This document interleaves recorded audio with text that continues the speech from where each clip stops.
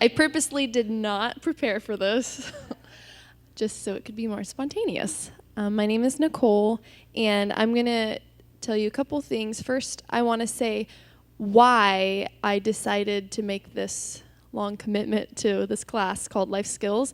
Then I want to say what it was for me, and then I want to say a few things that I learned. So, first of all, I joined Life Skills mainly because I'd heard so many of the good reports from it, and I thought, well, what bad, it couldn't go wrong, right?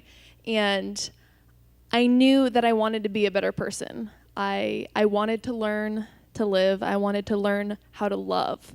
And so I took this class because I wanted to be a better person, a better wife, and a better mother when that time comes. But I wanted just to be a better person.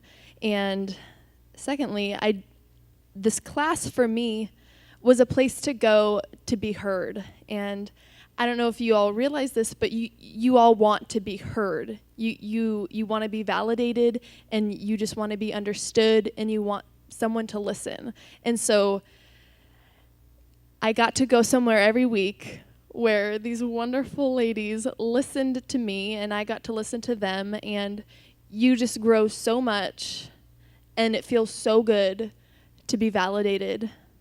And so that was a wonderful thing. And something that Shannon said on a weekly basis when we would kind of start venting our feelings is, we're here to work on you. Once you get healthy, then others will see it and they will begin to change. So that's what Life Skills class was for me. And a few things that I learned was something, I think it was the first or second week of class. It's called the 100% rule. And we were supposed to do some reading for homework, and I forgot. So I came to class that night, and Shannon said, "What did you guys think of the reading?" And I think Susan piped up and said, "Well, I really enjoyed the 100% rule." And I was like, "What? What was that? Did I miss something?" And I realized it's something that's changed my life. It's that I am 100% responsible and in control of my feelings, of my thoughts, and of my actions. And instead of just being blown and tossed by the winds of every day, I can be in control of how I feel. And that was like week 2. So from then on, it just got better and better. I learned that you can't change something that you are unaware of. And so once you are aware of something, that's about 50% of changing it. And one of those things was I realized that I was a perfectionist. And to me, that always sounded like a good thing. Sounded like a positive trait. But I realized it was not. Being a perfectionist, you set yourself up for failure every day because you're expecting to be perfect, and you're expecting people to be perfect. And newsflash, people aren't perfect. I'm not perfect.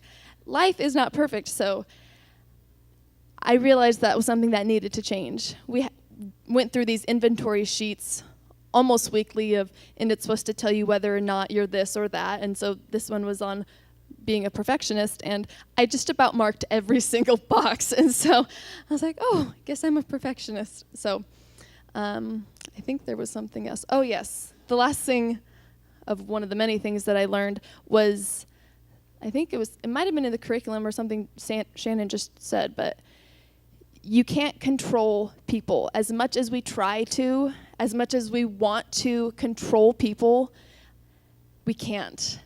But what we can do is we can control how they treat us. We can hold them accountable by how they treat us and say, you know what, that hurt my feelings when you said that.